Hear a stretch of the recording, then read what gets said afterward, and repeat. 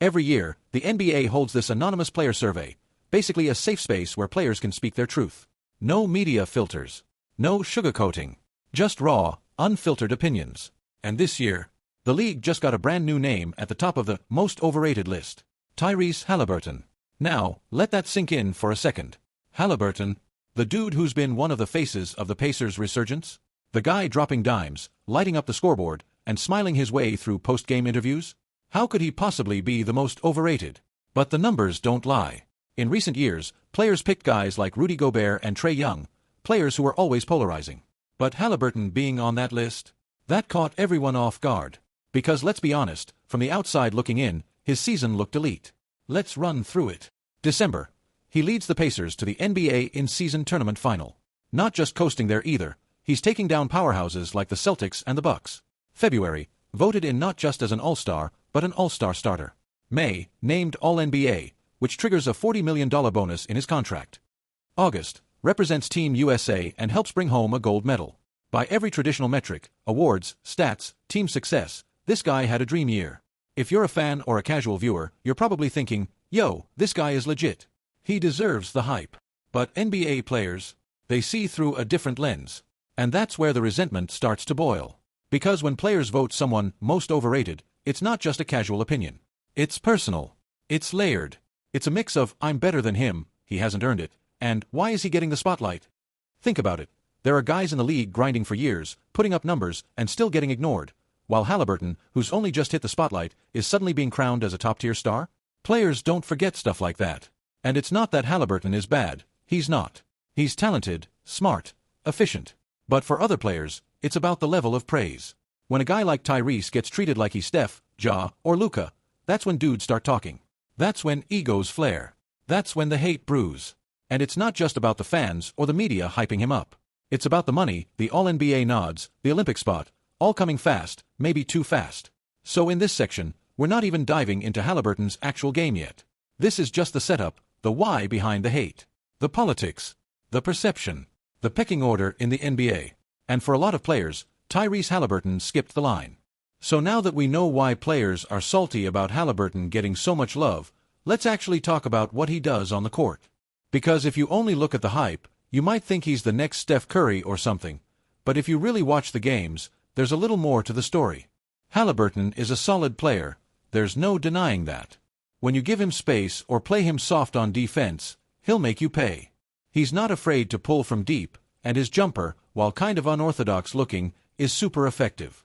He doesn't need a ton of time or room to get his shot off, and that quick release lets him take advantage of lazy coverages. There are times where defenders switch on him and back off just a little too much. Boom, 3 in your face from 30 feet. No hesitation. And it's not just shooting. He's got some slick moves with the ball. You'll see him drive toward the top of the key, then take a single dribble back to the three-point line and get his feet organized just in time to launch. Sometimes he'll hit you with a push cross, then slide the ball back to create space and rise up for the jumper. It's clean. It's smooth. He's clearly put in the work.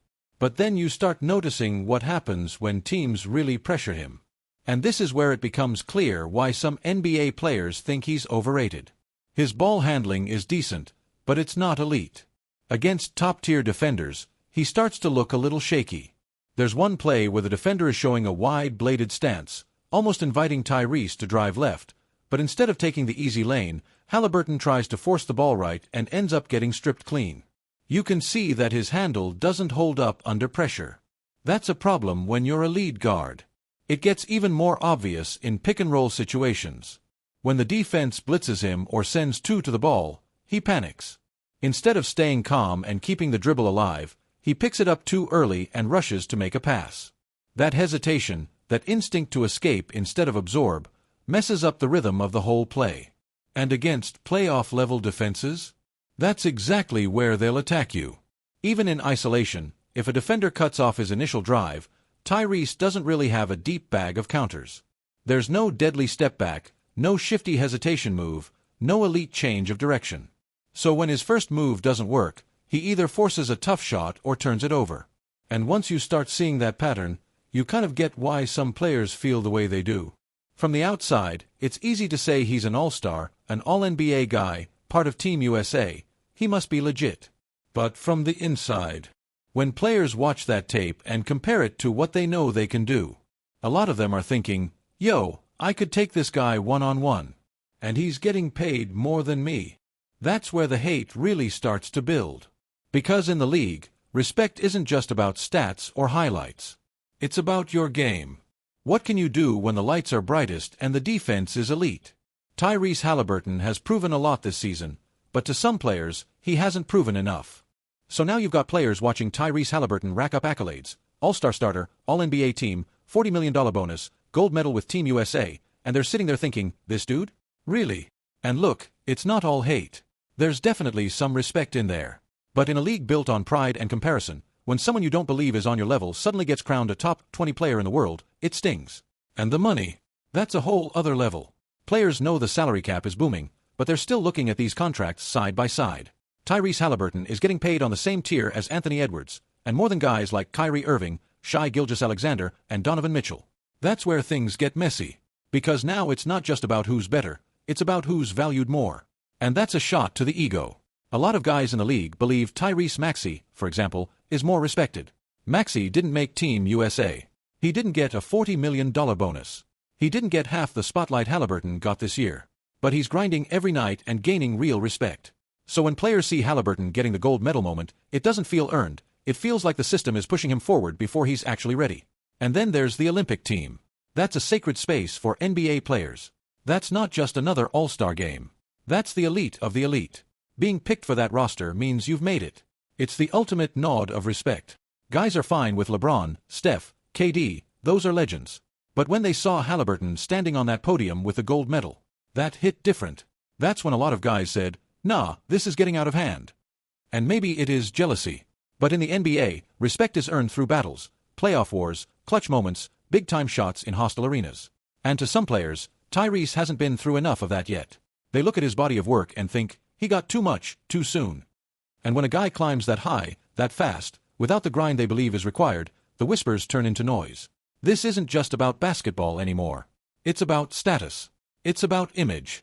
It's about who gets chosen to be the face of the next generation. Haliburton, whether he asked for it or not, is now part of that conversation. And players around the league are watching him closely, some rooting for him, others waiting for him to fall. And just when you think that's the whole story, the same survey drops another surprise.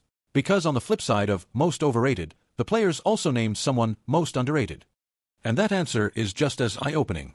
While Tyrese Haliburton got hit with the most overrated label, the anonymous survey revealed another name, someone who NBA players actually believe isn't getting the respect he deserves. Cade Cunningham. Now that's a twist, right? A former #1 overall pick being called underrated? On paper, that doesn't even make sense. But if you've been watching the NBA the last few seasons, you know exactly why players said his name. Cade was hyped big coming out of college. Everyone expected him to change the Pistons overnight. But that didn't happen.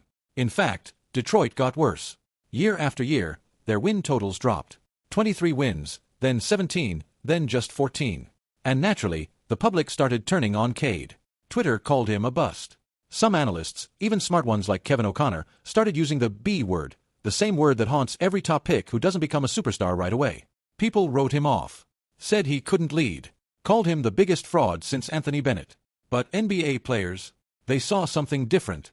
Because they're the ones on the court with him. And this season, Cade finally had a chance to prove what he could really do. He stayed healthy, something he hadn't done in his first 2 years, and he balled out. 26 points per game. Over 9 assists.